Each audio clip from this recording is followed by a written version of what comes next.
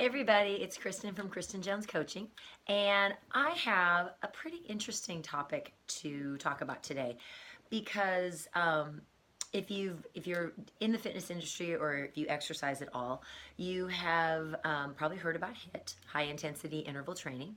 But it's really interesting in the last month or so. There's been a lot of articles that I've seen come up. One in particular, written actually by one of my business coaches, Dave Smith, who in 2013 was voted Canada's top personal trainer. He wrote an article about HIIT and comparing it. He did a really great article, and I'm going to attach it at the notes to the bottom. If you'd like to see the article, it's really interesting about the comparison between HIIT and what he calls LISS, which is LISS, which is low intensity steady state exercise.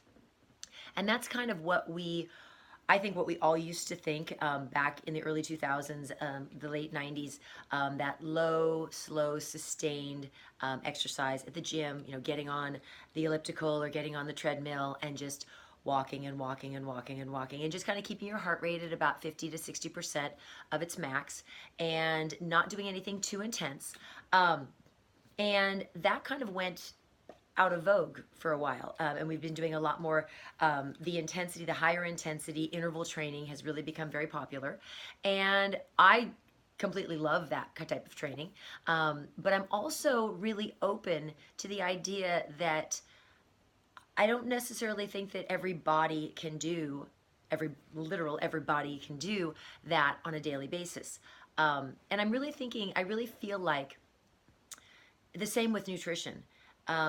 What you read in a magazine that somebody's doing as a way of training doesn't necessarily mean that's going to work for you. It's the same with training as it is with nutrition. You always have to figure out what's going to work for your body and, considering your goals, what's going to work for you to get you to where you want to be. So I just wanted to kind of talk about a little bit of the differences between the two, and what both of them do, and then provide you with this article, and then kind of leave it up to you so you know that there are some options.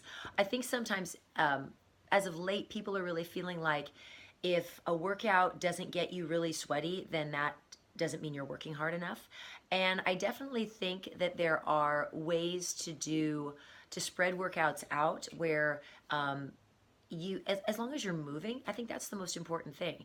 As long as you're getting your body out there, you're getting your body moving, and your joints are getting lubricated, blood flow is increasing, you're getting oxygen to your muscles. I think that's really, really important. And that every day doesn't have to be a super intense workout. I know I realized that when I was a runner. You can't run 10 miles every day. You can't run fast every day. You have to break it up. So I think it's really important that we all keep that in mind, and that really we kind of relax about working out, and that we don't make it such a end all be all. Oh my gosh, if I'm not going 120%, then I've wasted my time. That's so not true. And again, I think just getting out there and moving your body is so, so very important. So a little bit about HIIT and about LISS. So HIIT, high intensity interval training, really boosts your metabolism. Because of the types of exercises that you do, I know in my workouts that I put together, I do a Tabata format, and that's 20 seconds of hard work, 10 seconds of rest. We do those types of intervals, and we do a lot of body weight exercises. You can do Tabata with weights as well. I choose to do them with body weights, and I think that it really has. I know it's changed my body significantly. You definitely will build up muscle if you're doing the right types of exercises to increase the load on your muscles, and that will increase their strength and their quantity. So that's one thing. Also, again, the metabolism boost that it gives to your, not only does it build muscle, but having more muscle also increases your metabolism. It'll also increase your metabolism post-workout, so you're burning calories and you're burning energy longer after a workout. And those are just a few of the benefits of it. The downside of HIIT can be that it can be really, really intense. And for some people, that intensity on their joints is just a little bit too much. there oftentimes is a longer recovery time with HIIT because of the types of exercises that you're doing, because of the type of weight bearing exercises that you're doing.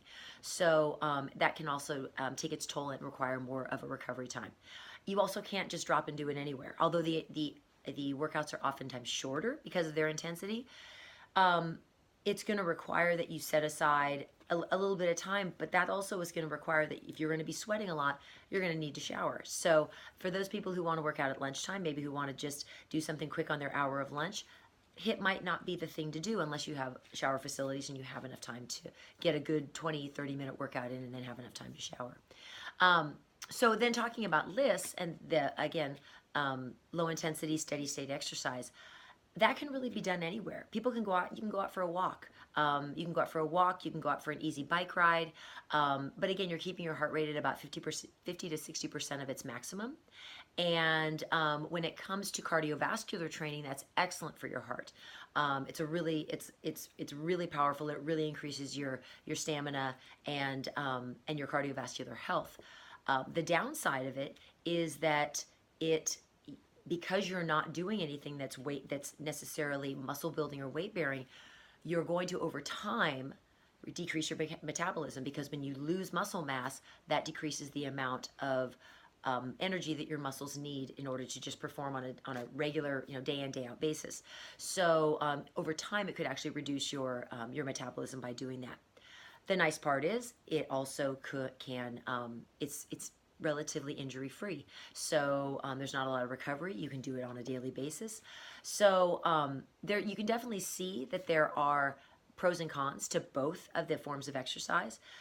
So really what each individual needs to look at is what's their lifestyle like, how much time are they willing to commit to a workout, and then what your goal is. So if your goal is just to get your body out moving, LISS could be great for you. I think the most important thing is that whatever you choose to do as a form of exercise, is it has to be something that you enjoy.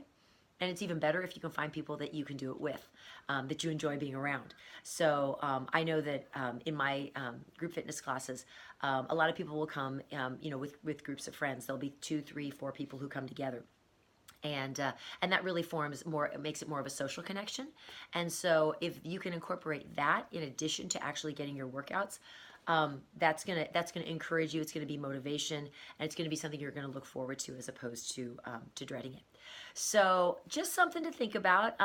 Wasn't sure if too many people had heard about this. And again, LISS, that acronym is not necessarily, that might be new, but low intensity steady state exercise is, as old as the hills.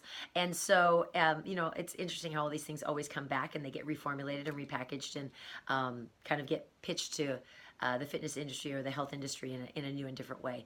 So just kind of keep your eyes out there for that topic and that type of information. And really, again, just look at what your goals are, what you hope to achieve, and then make a decision that's going to be best for your body.